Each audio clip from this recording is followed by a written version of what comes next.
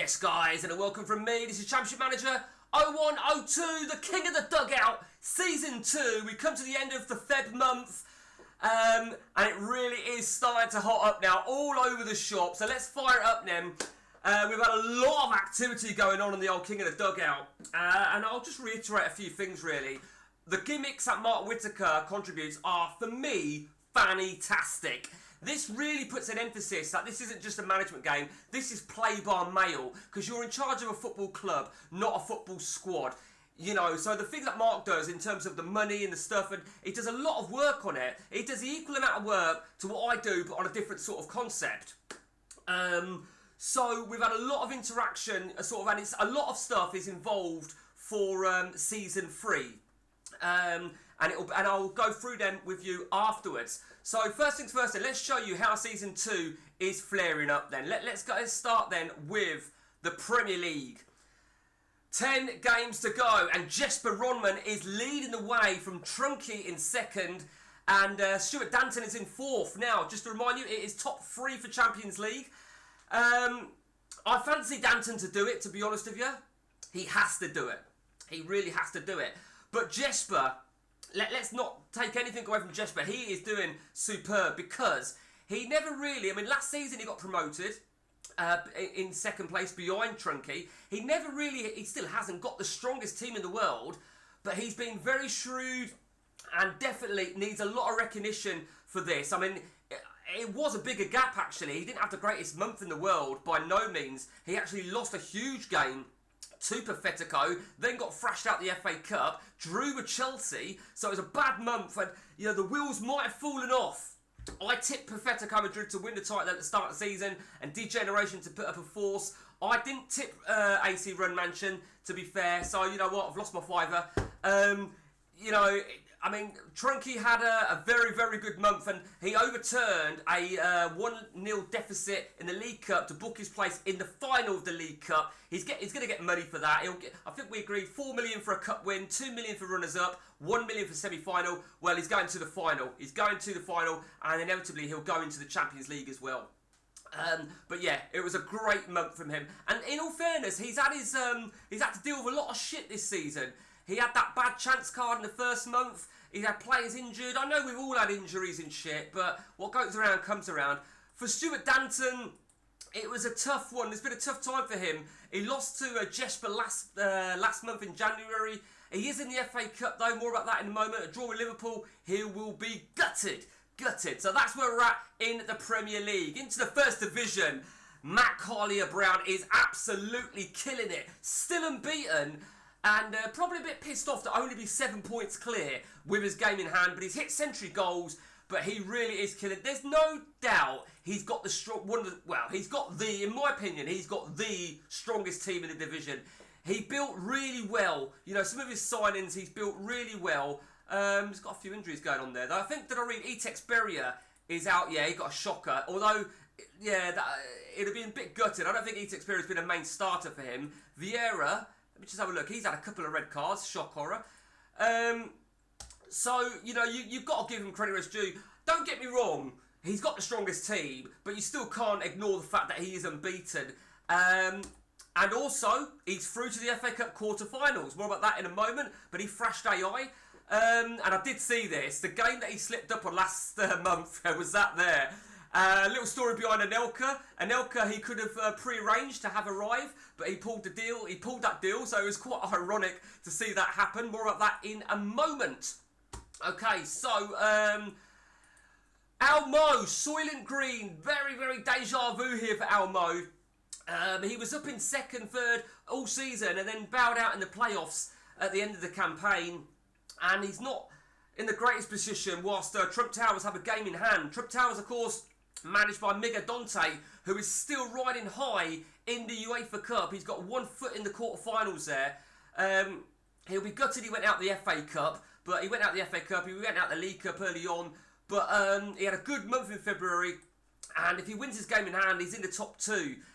Atletico Fife. Now this is Connor Marchbank. Now Connor, for me, has done absolutely brilliant between him and Jesper.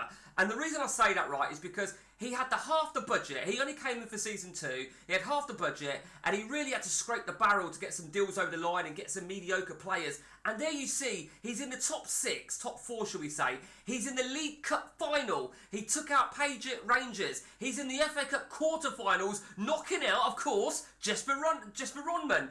He really has done an absolute splendid job. It's not over yet, though. He is only 6 points in them playoffs, so touch wood for you here, Connor, touch wood. Now, Dutch Warriors, Mark Rutgers. Well, he was most people's favourite to be up there. He was certainly one of mine. I expected him to be challenging a little bit more. I expected him to be battling really in a 4-horse race. But Mark Rutgers, he's in the FA Cup quarterfinals. I think what's happened is each month he's slipped up really against somebody here or there. So it's been a bit of a tough time for him. I think he's probably resigned to accept he's not going to make promotion. I mean, he might. You never know. You never know. Over to Ross Horn and Dunform. Now, Ross is having a great season. By his standards of last campaign, he's done really, really well. He's in the FA Cup quarterfinals after taking out Almo Soylent Green. And I said this at the start, right? There's a few managers that I would like to see get promoted. Only because they've not had the rub of the green, and they are people like Connor at Atletico Fife. Ross, he had an awful set of auctions. I think he finally got somebody at the end, and I would like to see him. I would love to see him get promotion. I think it might be a big ask. You never know. Sharpshooters. Now this is interesting. Lee Sharples. Let me show you very, very quickly. Lee Sharples Mark II. That's because he suffered a sacking either last month or the month before last, whenever it was. But as per rules, he gets reinstated with a 500 grand fine for next season. But he did return with a good month, to be fair. He lost to the Dutch Warriors, but certainly scored a few goals, and he's in with a shout. It would be remarkable to see Lee Sharples get promoted through the playoffs, given he suffered a sacking. That would be absolutely majestic. Almost like Newcastle.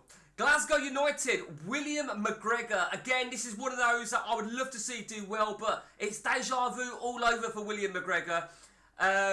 He's been in the playoffs in the first half of the season, and he's really started to slip up now. The last month really just topped it off. He didn't win a game.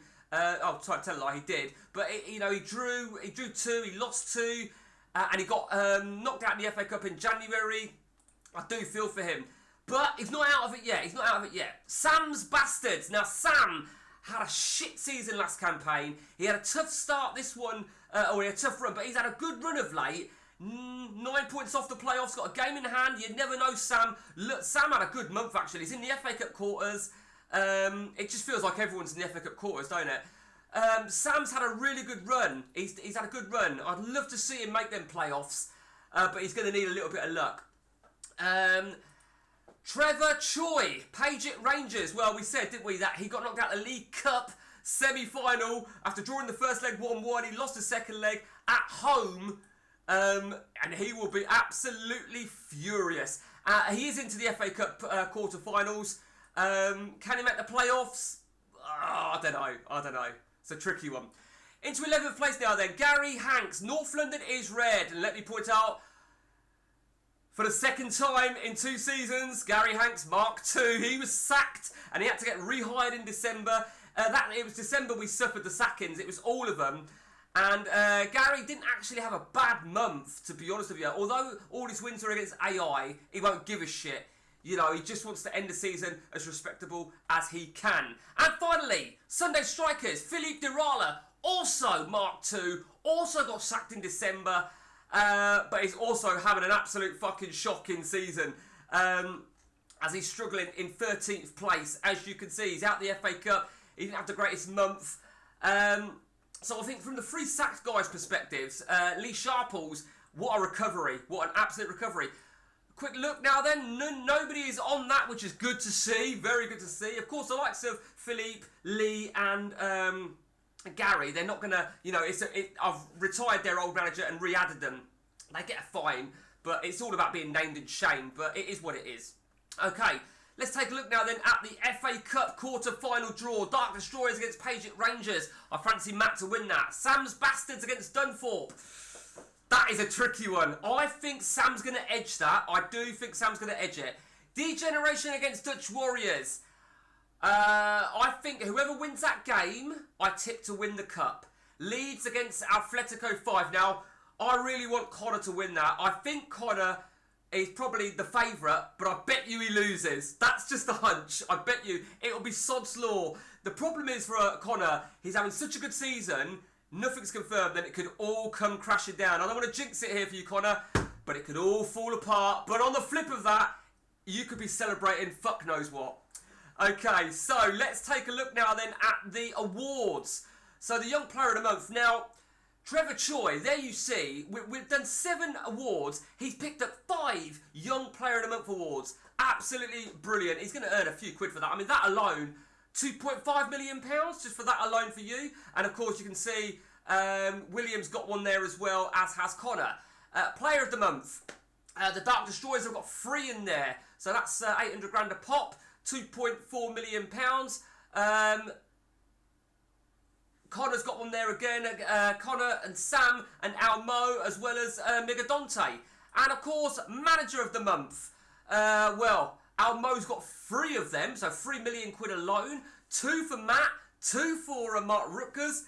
Very, very interesting indeed. Over to the Premier League now. And it's funny because we've not had many of these that have involved our players. As you can see, Cliver, well, there you go. 3 for Stuart Danton, and that's it. Our Trunky or Jesper have not picked up anything. The Young Player of the Month, Degeneration again, nothing for our guys. And that's bizarre, isn't it? And the Manager of the Month, well, these guys have shared that. I mean, Jesper's got 3 of them. Stuart's got 1. Noel's got 1 as well.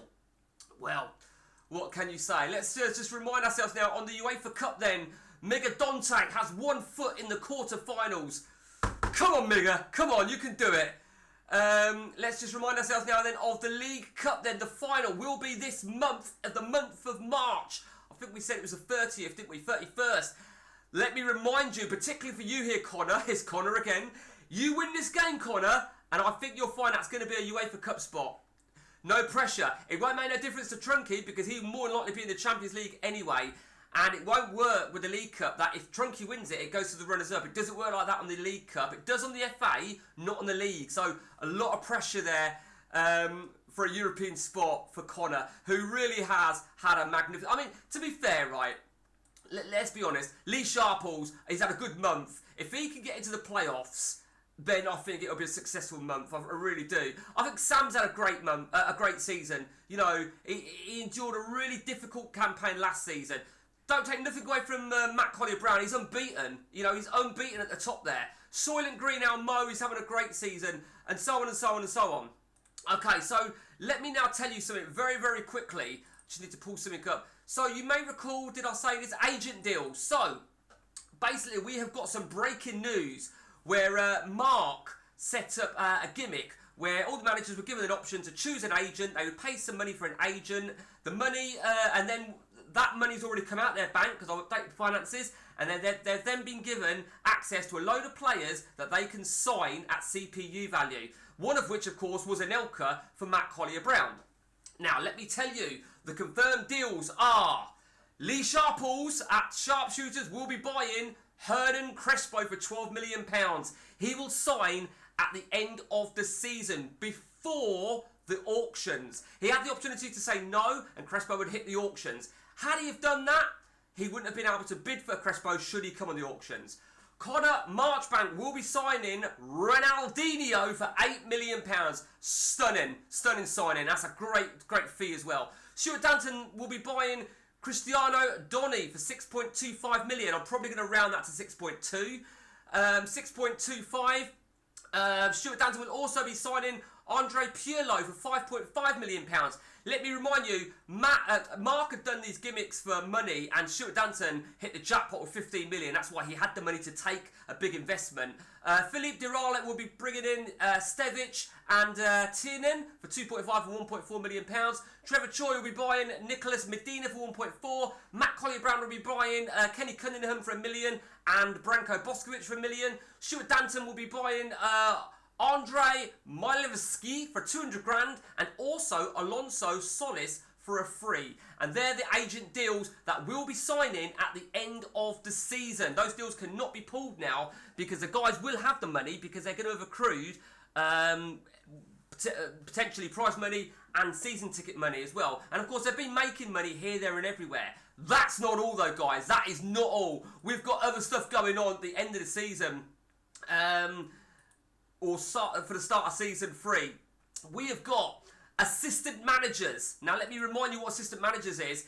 Again, everybody is going to be able to choose an assistant manager at the cost of X amount per year, only for the season. And once they've got that assistant manager, that'll give them a fee of a specific nationality and a one-off payment for every player of that nationality already in their squad. If you want to know more about that, look on the Amphitheatre group. There is a post on it. So there's that then for the assistant managers. It's fucking great. And they've all got names. I think looking at it briefly, Johan Cruyff, Franz Beckenbauer, Marco van Basten, Pele, Maradona. We got some fucking beauties. We got some beauties. But it's all about the money side of things. That's the interesting thing. It's all about the money. Where's my mouse gone? It's all about the money side of things. So we've got Director of Football. Director of Football is an interesting one. Again, there's a list of people. I don't think that they're not fictitious names because you've got Brian Robson, you've got Salvatore Schillaci, Pat Bonner, Frank Rijkaard, and basically once a manager has picked one of them, that'll be done as a draft. It will cost them, and then that's just a sort of money thing. For example, let me give you an example here. If they picked Frank Rijkaard, it would cost them £1 million, and then whoever their highest capped player is, their highest capped player in their team, they'll receive £70,000 for every cap. So whoever's got Cafu or Maldini, there you go. You can see what I'm getting at. And of course, you've got a different director of football who's got a higher amount to buy, and he has a higher amount per cap. So that's director of football. Again, there is a post for this as well. You've got head coach. And let me give you the same thing, a list of players. Jose Mourinho. Now, if somebody was to buy Jose Mourinho for £8 million, they would get this, plus 20 on their current ability for 5 players. Once I create a brand new save for next season, this manager, let's pretend it's Lee Sharples, he'll say he's paid £8 million for Mourinho. He'll then say to me, Mike, I want this player, that player, that player, that player, that player, all up 20 current ability, 5 players. And then there's so on and so on. Different head coaches have different amounts, different ability, and different number of players. That is head coach. 2 more left. Physios. So we've got physios, and the purpose of this is for 1 season, the same as a draft. You cost it at the highest is £8 million, and what do you get for £8 million? Minus 10 on your injury proneness for 5 players. So let's say Matt Collier-Brown buys the top physio. The name is Bergalela Jose Antonio. £8 million. Minus 10 injury proneness to 5 players. I think that's great. Absolutely great. And finally, scouts. Scouts is a little bit more complex, but this is how it goes. You employ a scout, and they will show you all the players from the said nation from the entire auction. You will have 50% off the CPU fee from the original game. This will be exclusive to you and can agree deals by contacting myself or Mark. Anyone not sold goes back into the auction, and the remaining players will be auctioned later. Once a scout has been hired, they become unavailable and the country taken. So that's that. So for example, let me pick somebody here. Now, Juan Velasco is £5 million and he's Spanish. So if somebody takes that option, there you go. That is that. So that is where we are at then with the King of the Dugout. There's a lot going on. For some people, a little bit too much. For me, fucking brilliant. With regards, some people might be, I don't like it, it's too much, and I don't want to play anymore. And if that is the case, I respect that. I do respect it. It's not for everyone. But I think between me and Mark, we've done what I really wanted to set out to do with Mark's, certainly with Mark's 50% help, and that is to twist it from DTL and to make it into something a little bit more than a DTL, which is what I base this off, the forums. It's got its own twist, and it has. So that's it from me, guys. Till next time, take it easy.